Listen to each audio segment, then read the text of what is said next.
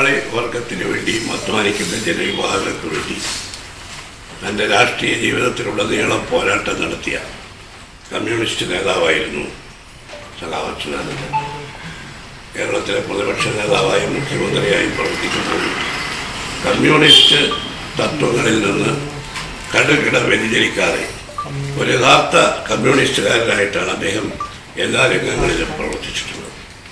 വളരെ ചെറുപ്പത്തിൽ 15-16 വയസ്സുള്ളപ്പോൾ അദ്ദേഹം സ്വാതന്ത്ര്യ സമരത്തിലെ തിരുവിതാംകൂർ സ്വാതന്ത്ര്യ സമരത്തിൽ പങ്കെടുത്തുകൊണ്ട് രാഷ്ട്രീയ രംഗത്തേക്ക് വന്ന CVS പിന്നീട് കർഷക തൊഴിലാളികൾക്ക് വേണ്ടി കേരളത്തിലെ തൊഴിലാളി വർഗത്തിന് വേണ്ടിയുള്ള ഒരുപാട് പോരാട്ട സമരങ്ങൾ നയിച്ച നേതാവാണ്.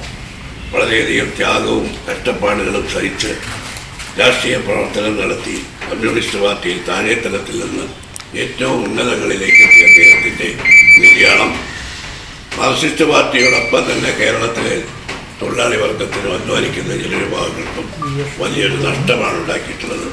പാവപ്പെട്ടവരെയും പാർശ്വവൽക്കരിക്കപ്പെട്ടവരെയും അവരുടെ പ്രശ്നങ്ങൾ അവരെ ചേർത്ത് പിടിച്ചുകൊണ്ട് അവരുടെ പ്രശ്നങ്ങൾക്ക് വേണ്ടി പരിഹാരമുണ്ടാക്കാൻ അദ്ദേഹം നടത്തിയിട്ടുള്ള അദ്ദേഹത്തിൻ്റെ രാഷ്ട്രീയ പ്രവർത്തന ശൈലി ഏവരാലും ആദരിക്കപ്പെട്ടിട്ടുള്ളതാണ്.